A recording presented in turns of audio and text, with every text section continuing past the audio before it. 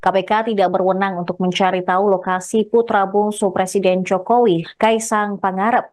Ketua Umum PSI tersebut disorot publik di media sosial karena diduga menerima gratifikasi berupa fasilitas jet pribadi. Juru bicara KPK Tessa Mahardika Sugiarto menjelaskan, untuk mengetahui keberadaan seseorang, lembaga antirasuah itu harus memiliki dasar. Dasar yang dimaksud yaitu antara lain surat perintah penyelidikan atau Sprindik maupun surat perintah penyidikan atau Sprindik. Namun hingga saat ini belum ada surat tersebut.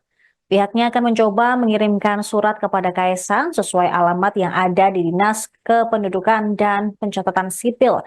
Namun terkait kapan surat panggilan untuk mengklarifikasi terkait dugaan gratifikasi tersebut dikirimkan, Tessa belum bisa memberi kepastian.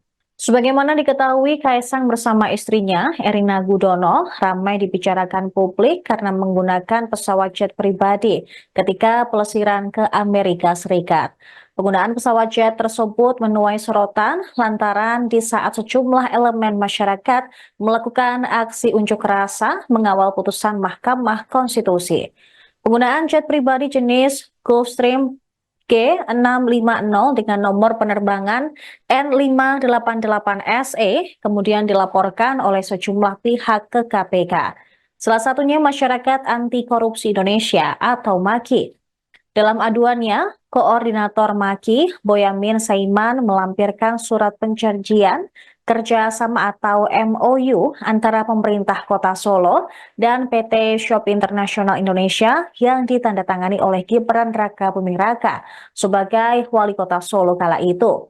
Boyamin mengatakan perjanjian kerjasama tersebut penting untuk dilampirkan karena Gibran merupakan kakak kandung Kaisang. Pemberian pesawat jet pribadi itu diduga ada kaitannya dengan kerjasama yang pernah dilakukan Gibran pada 23 April 2021.